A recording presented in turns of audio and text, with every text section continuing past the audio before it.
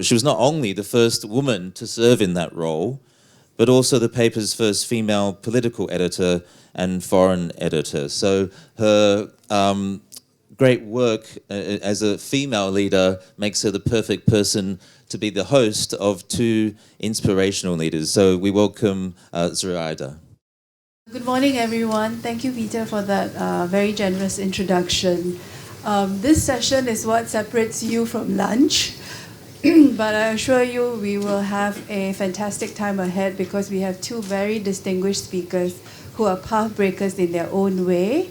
It gives me great pleasure to invite both of them to join me in this panel, and I'll do the introductions as they join me here. Dr. Sima Sama and Dr. Anna Wu, please join me. I had a peek of the session that you just had, and everyone seemed rather serious and very focused. I think maybe it's time to loosen up, get relaxed, because lunch is coming. But before lunch, I assure you this is the main course. Let me start with an introduction, first with our first guest of honor, and she is Dr. Sima Sama.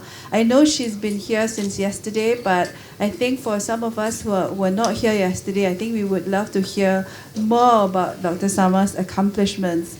So I shall read to you, and it's a very long list of accomplishments. I'll try and do justice and summarize it. I'll start by saying that Dr. Sama is a renowned advocate of human and women's rights, excuse me, and she's currently the chairperson of the Asia-Pacific Forum of National Human Rights Institutions, as well as the chairperson of the Afghanistan Independent Human Rights Commission. Dr. Sama was appointed as the inaugural chair of the Afghanistan Commission in June 2002. Prior to her appointment to this commission, she was elected as the vice chair of the Emergency Loya Jirga, which is the Grand Assembly. And she has also served as the deputy chair and minister of women's affairs in the post-Taliban interim administration of Afghanistan. She also served as the UN Special Rapporteur on the situation on human rights in Sudan between 2005 and 2008. And now she currently heads the National Commission on the Prevention of Torture in Afghanistan. She's participated in many international forums on human rights, democracy, and justice. Her contributions have been widely recognized, and she's the recipient of several prestigious awards. Dr. Sama, welcome to this panel. Now, it gives me great pleasure to introduce our second speaker, who actually needs no introduction in Hong Kong. It's said that half of Hong Kong knows her and she knows half of the other half. Dr. Wu is one of the pioneers of work on promoting equality and the current anti-discrimination laws in Hong Kong. She's a lawyer who was admitted to the Law Society's Roll of Honor. She's the current and founding chair of the Competition Commission, which is a huge responsibility, and from the media we give her a hard time, and she survived, a lot of our inquisitive questions. She stepped down as a member of the Executive Council of Hong Kong, which, for those of you who do not know, is like the cabinet in Hong Kong, in July last year, having served for almost 9 years. Previously, Dr. Wu was also a member of the Legislative Council of Hong Kong, which again, for those of you who do not know, is the Parliament of Hong Kong, as it were.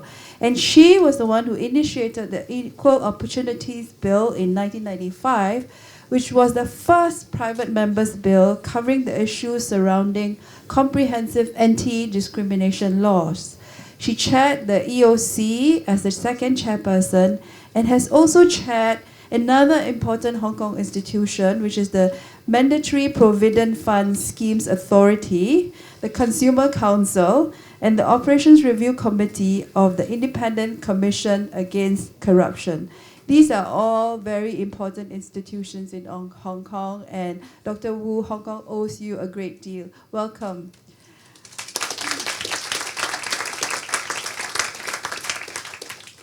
Okay, let's start at the beginning, and let's start with a very simple question. Personal life stories are often the most powerful.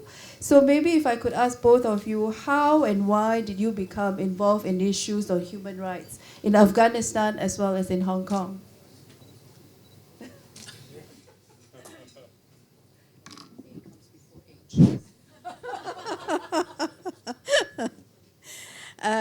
Good morning to everyone, and it's my pleasure and honor to be among colleagues and friends and human rights defenders in our region.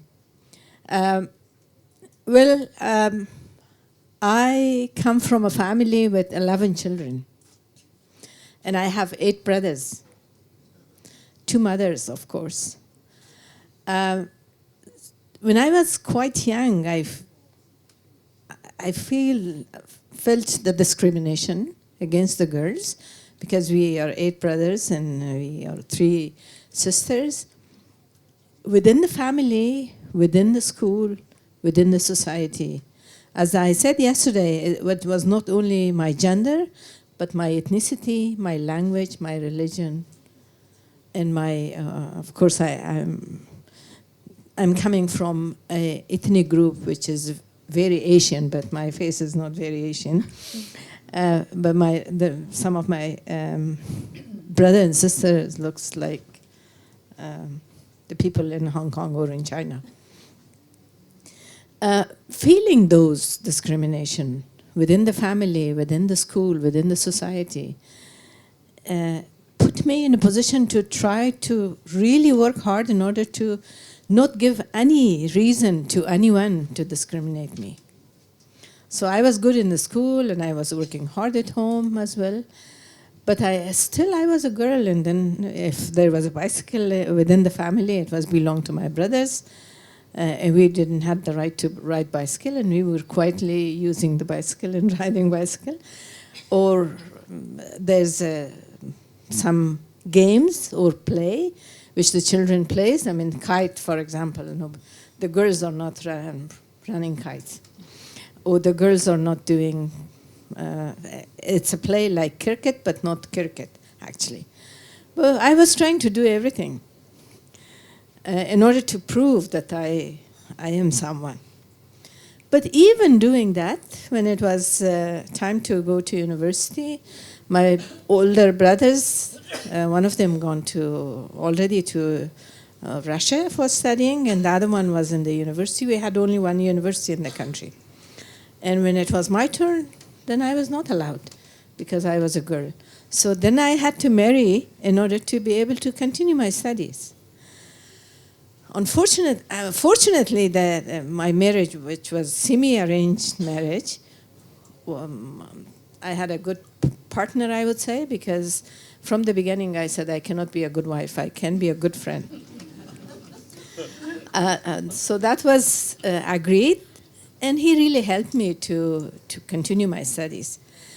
Then I really wanted to be a civil engineer, a road construction engineer, because something which is it's not usual for the Afghan girls, and I was thinking that it is really powerful to have the yellow hat and stand on the street acting as a man. So that was my, that age, imagination of being powerful. But anyway, when we went to when I entered to the exam, my brother, who was accompanying me, because the examination was for the admission in the university was in another city. So he said, think twice, choose medicine first, and then if you don't like to continue with the medicine, then you can go to engineering. But if you choose engineering, you cannot change your mind coming to medicine. So I chose the medicine, and I got a good number in medical faculty. And then I thought that, if I don't study medicine, then they will think that I cannot do it. So everything was based on my trying to prove that I'm somebody and I'm able to do all these things. Well, then I went to medical faculty and being a medical doctor, but unfortunately I was a student when the coup d'etat was happened in Afghanistan, and then the Russian invaded. And my husband was taken by them, and I have not seen him after 4 years of marriage, and I had a son already. Anyway, then I tried being a widow in Afghanistan when you are 23 years. your own family, my father's family, would think that I am their property, and my in-laws were thinking that I am their property. Not really property, but still belonging to them. When I finished my medicine, then my father said that he wanted to take me back, and I said, I'm not going back to that home because you already given me away, so I'm not going. And then I decided to go, and I went to the area which was free, the village which was free, from the Russian control and the government control. And I decided to help the people and the so-called freedom fighters. And I stayed there for 3 years. Imagine that I had only one stethoscope with me and one BP apparatus, nothing else. And I had only 4 months of experience being a doctor in a hospital in Kabul. So I took a medical book with me when it was a patient, and I was reading the sign and symptom, and then I was trying to see what is valuable. I saw that women were dying because of incomplete abortion, and we were not able to help. I saw that the people were dying because of appendicitis, which is at least I did the appendicitis in 12 to 15 minutes. So it is 12 to 15 minutes surgery, and somebody could lose their life. So then I was there for almost 3 years. No transportation means. I was walking for hours and hours. I remember that I walked to help one lady who was in labor for 12 hours. When I arrived, she already died. And it was continued. I ride a donkey, I ride a horse, I walked by feet with very, very limited amount of equipment or instrument. Nothing. Actually, I did a cesarean section openly, in open space, with expired spinal anesthesia medicine, with only boiling the Caesar and pants and everything. But luckily, the mother and the boy saved. The boy is living in Sweden now. He has children now. I mean, so things like that I did, and I tried to prove. And that's being over there for 3 years. Then I moved to Pakistan because there was no school for my son. So I went to Pakistan, and I stayed in Pakistan for 17 years. Another kind of discrimination, of course. You're in a country without identity. I mean, we were trying to wear Pakistani clothes, and we are not very different from Pakistanis, but even if we walk, they understand that we are Afghans. I mean, it's clear. So then I started a school for the girls. Of course, I started first hospital for women and children, because one day I was working in a hospital which is 100 years old in Quetta in Balochistan. I was going early because it was most of them were Afghan refugee patients. And I was leaving late because until the final patients. And I went to the hospital. A young Afghan woman came with eclampsia, and she had convulsion. And I was running to see if the pharmacy is open. Pharmacy was closed, and I was running to the delivery room. Delivery room was locked. So that was a very, very sad situation, I would say. And I referred her to another hospital, but she died, of course. Then I decided to start a hospital for women and children. So I went to the man who was running an NGO. It was most of the church inter-church aid. I went to this man. It was an elderly British man, and I was crying. He said, "What's happened?" And I said, "Well, we had this sad case of an Afghan refugee today, and can you give some money that I can start a hospital?"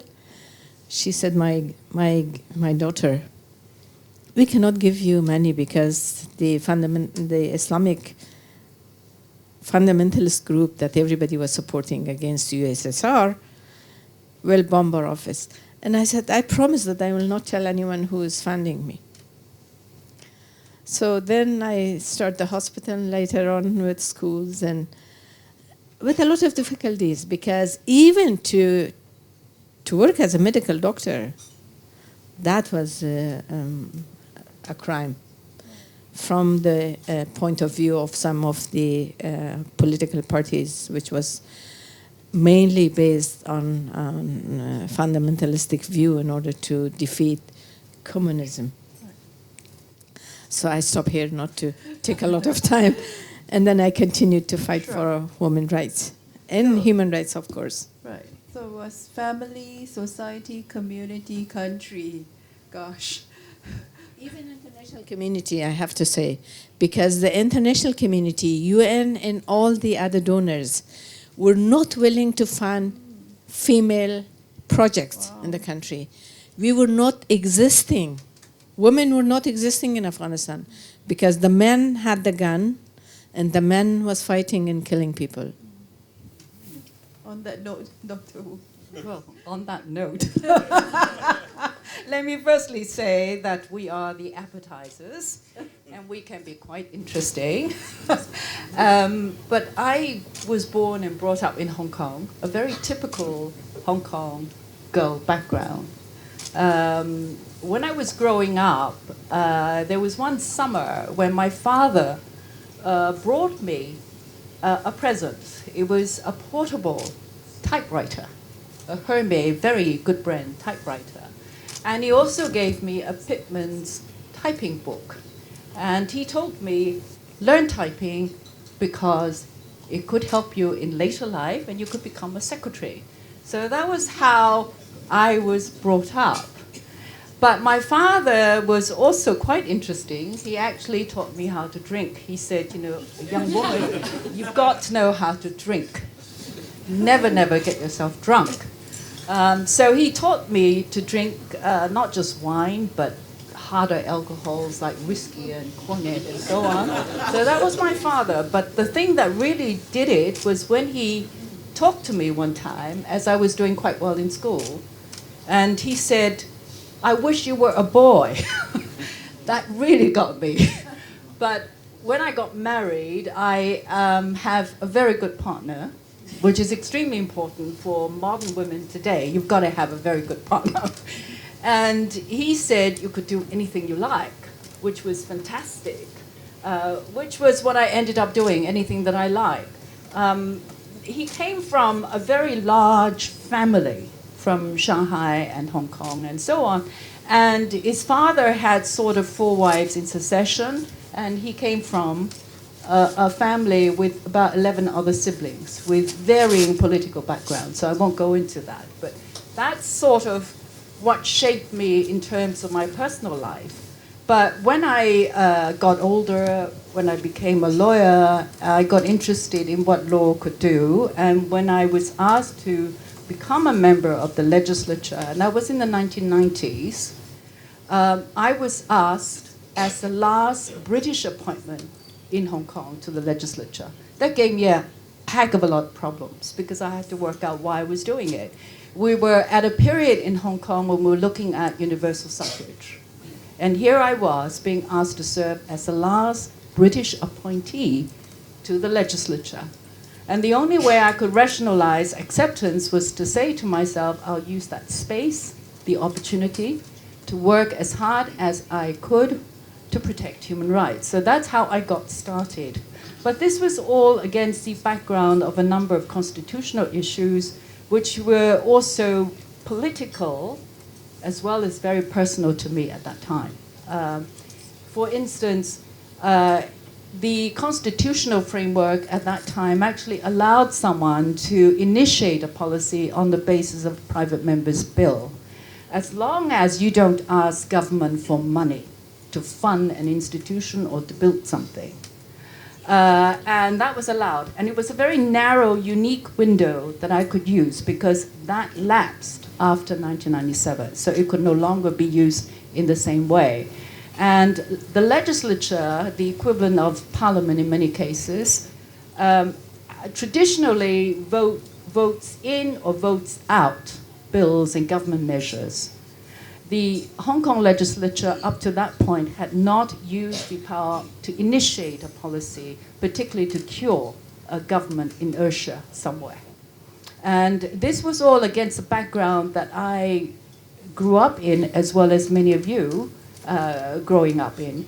It was the 1990s when we had to talk about 1980s through 90s, that we were talking about the Hong Kong future. The negotiation over Hong Kong's future was going on. We had the 1989 June 4th tragedies in Beijing, and all those things created a lot of uncertainties in Hong Kong. The June 4th tragedies actually produced for us the Bill of Rights. But unfortunately for us, again, it's always a good and a bad coming together. The Bill of Rights did not provide for private sector anti-discrimination rights. It had broad principles binding the government and the public sector, but it certainly didn't bind the private sector. So that's where I picked up, which was to cure this vacuum and to cure this government inertia using a constitutionally available means, the Private Members Bill, which strategically put the government on the defensive. And because it dealt with human rights, it was something that I, as a lawyer, could do because I knew a little bit about the law. So that's how I got started in this area of equal opportunities as an ecosystem for individuals to have access, to get equity. Dr. Wu, if you could elaborate a bit more on your decision to go after a private members bill. What was the sort of opposition you faced and the lobbying that you had to do in a very male-dominated legislature and society? Wow. I could tell you what my male friends, well-educated from abroad, said to me occasionally. They would tell me, and they would shoo me off, and they would tell me, don't sit next to me, I don't want to talk about women. So they would also tell me that when women became productive, my factory would not be. So these are very well-to-do male friends of mine around town. Government, of course, was very reluctant to have that law in place because if they were willing, I wouldn't have to do this through a private members bill. So the strategy was actually to force government to react through a private members bill. It was a sunset government for the British administration. Women were getting the right to vote. So I felt that it would be difficult for the government just to sit back and do nothing. Eventually, they took over part of my bill. So that was a very interesting thing and a very difficult thing about this bill in terms of lobbying, getting it there. I had to get different groups on board. I went through, as far as I could, a simulated consultation, as government would with any major measure. I used the legislature in terms of the hearings that the legislature would have. Invited all my friends, all those that I feel would be in favor of having equality laws, to go to the legislature, face the members, and tell them why they need to support the need for equality laws. So I use that forum for engagement. It was a time when we had started elections, so there was one circumstance in my favor. And I've asked all my friends again in all those lobbying groups to go after anybody who would be running for elections. Put it on your political agenda if you want my vote. So that helped a bit. But because elections were coming, I had to come clean.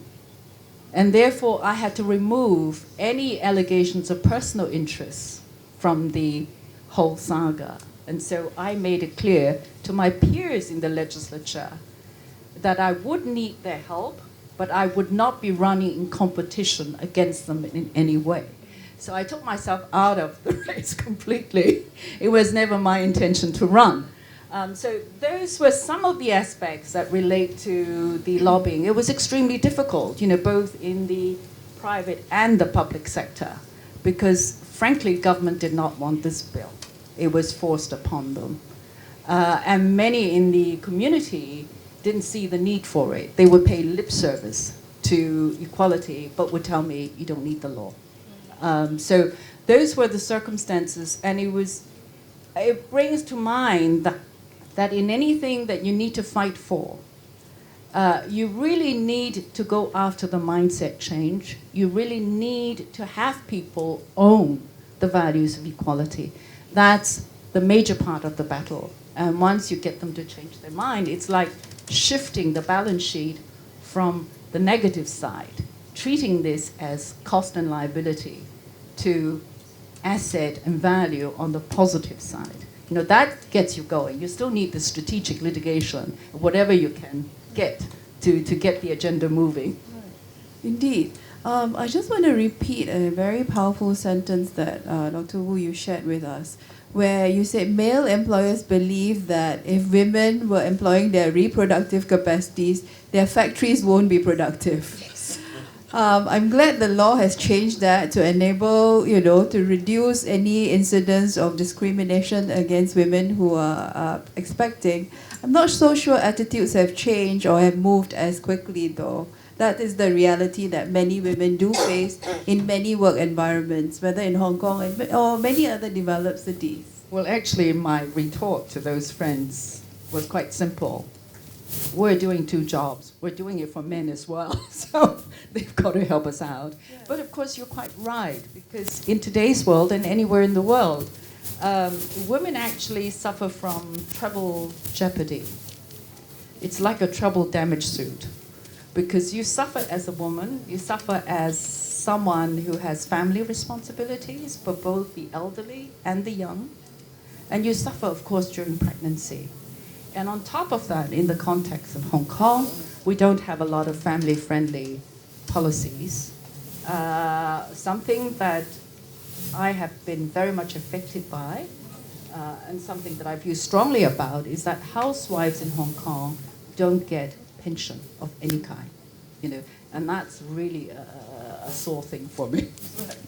Indeed, I support that move. The next private members bill, perhaps we could look into that. Dr. Sama, if I could turn to you, just to share with the audience a bit of background. You have your organization, Shuhada organization, has set up, I believe, 55 schools for girls and boys all over Afghanistan, and at least 3 schools for Afghan refugees in Quetta, Pakistan. That's a formidable achievement.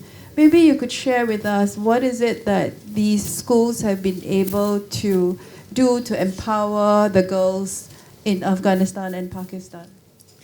Well, I think, as I said, that when I started the hospital, then I felt that, and I know that education is key, really. We cannot really run a hospital, we cannot have a female doctor or nurse or midwife unless we have education. That's why I tried to start a school. It's a very interesting story because I started a girls' school, and by the way, Oxfam on that time helped with the school establishment, but then they were not paying for the furniture. They were paying for a plastic mat to put on the floor and then ask the students to sit. And I wrote a book for literacy for the girls whose age is older than 12 years, and they were not able to sit with the 7-year-old girl in the classroom, or they didn't want to sit. So I went to UNESCO. I asked UNESCO, I said, can you copy this book? The book I wrote was for literacy course, but I had some health issues on it. For example, how to stop epistaxis if your child has epistaxis, how to take care of your menses, why you should keep clean yourself, and danger signs of pregnancy, because in Afghanistan it's not one-child policy. I wish it was. It is 10-child policy, and beside the poverty and everything else. And I went to see this man and said that, can you please help and print this book? And first he said, we are not supporting any religious item. I said, there's no religious item on it. And then he said, why don't you keep the book here? Leave the book here, and I will ask some of on staff to read, and then I will see you next week. So next week I went, and he said, of course, at the end of the book, it was a family planning. I went next week to see him, and he said, well, we cannot do this because you're talking about family planning. You're talking about contraception, and about condom and pills and also injection and so on. I said, why not? He said, no, we are not supporting these things. And do you want the Afghans to burn our office? And I said, well, can you print the other part? I will print myself. I will copy the last page of the book. He said, no, we cannot do that. We have to put the UNESCO's sign or whatever, logo on the book. And I said, don't put it. No, we can't really print 100 copies of that without having our logo. So this was the attitude of the United Nations, UNESCO, towards women and women's health and women's issues. Same thing with the other UN agencies and other international NGOs. After the accord in Geneva in 1989, when the Russian soldier withdrew from Afghanistan, then we had the Operation Salam. They tried to have unification or united approach towards development in Afghanistan, or the NGOs and United Nations. And if a UNDP opened office in Pakistan for Afghanistan operation. Again, I went to see this man, and I said, oh, I'm so glad that you are here, and do you have program for women in the country? He looked at me, he said, for women? And I said, yes. He said, I've been to one of this province, Logar, which is very close to Kabul, actually, for a week, and I haven't seen any woman. I looked at him, I said, do you think all these heroes who killed and kicked out the Russian from Afghanistan or dropped from the sky? Remember, they have mothers. And this man was sweating, actually.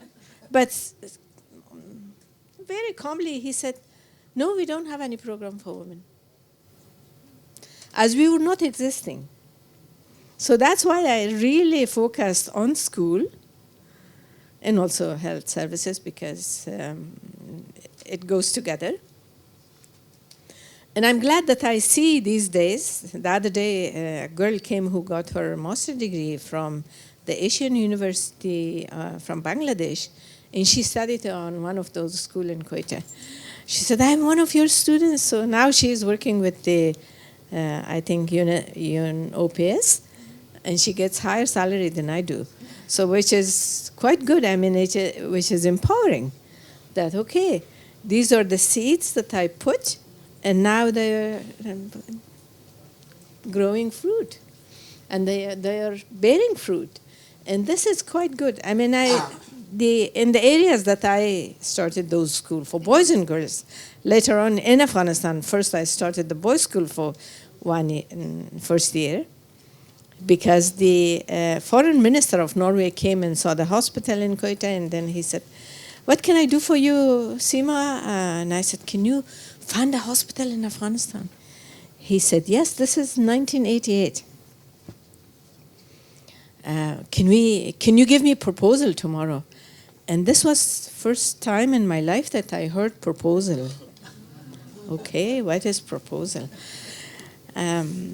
And then I quietly asked the other person, I said, what is proposal?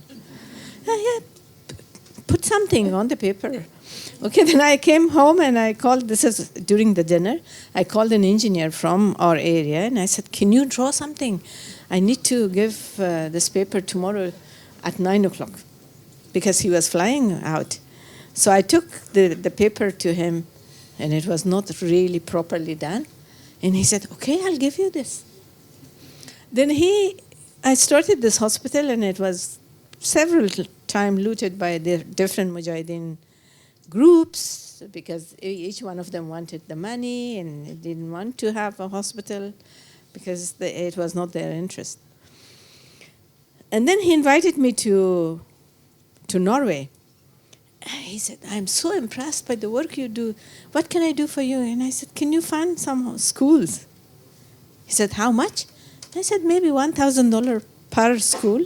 If you give me $10,000 a year, I'll start 10 schools. $1,000 per school, at least more than 300 students? He said, yes. And then I went and started schools under the tree or in the mosque, if the mullah was kind enough. So we had the schools. And then later on, if you remember the first Gulf War on Iraq in 1991, the American brought a lot of tent, and they did not took it back to US. They gave it to some Afghan NGOs. So I used those tent as a school for the children. I have to tell you that some of those students who studied on the mud, on the ground, under that tent, now has PhDs from almost all over, and even from China, some of them. So I think I continue to fight, and it's still the same thing. I mean, I made a space in Afghanistan. They respect me. But even with all the respect, then they look, okay, women are first. This is not like really respecting women are first. It's just the way they are saying is teasing you. Condescending. Yes. So then I for example, I mean, our president was angry on one of the warlord. He said, if you cannot approve it, wear the scarf, meaning that you're degrading you. Wearing scarf we have to wear a scarf, unfortunately, degrade you. And I went out in a press conference, and I said, it's a shame when they are degrading any warlord to women. And then there was another day in the meeting when the president said, please go ahead. And I said, well, you go ahead and I follow you. He said, no, at least I changed this. And I said, no, you did not change your mentality, because you still use scarf as a degradation against your political opposition. No, but I apologize. He did apologize publicly. But I said, why are you saying something, then you're apologizing? But it is within your personality, within your mentality. So because we pressurize, we push you too much, and then you apologize. You better not saying. And not say in the first time or in your first reaction to the opposition. Anyway, but it's still a lot of difficulties. We do have women now as a minister in the country, but still we have 2-3 female ministers. When we have function like this, all the male minister comes in sitting in the first row, and the female minister is sitting in the second row. And I say, well, why are you sitting in the second row? Well, we should not be seen very rude. But I say, even if the name of the minister is there, I take off the name and sit in the first row. Well, to be very honest, in no society, they give you voluntarily a space. You have to make the space for yourself. And making the space for yourself, not discriminating the others. So I was just joking with a colleague from Australia that we do not have the right to discriminate anyone. So I think even now a very conservative Afghan man confessed that I brought changes on their minds. And one of the Hizb Islami commander who was in my office, he said, well, you know that I don't like you. You know that we're thinking differently. And I'm very strong Muslim, so on. What you do is not really according to Islam. But I really respect you because it reminds me that how much my mother was facing discrimination and violence within the family. I wish you were in Afghanistan in this position 50 years ago. This is something that at least give me hope and happy for a day, if nothing else.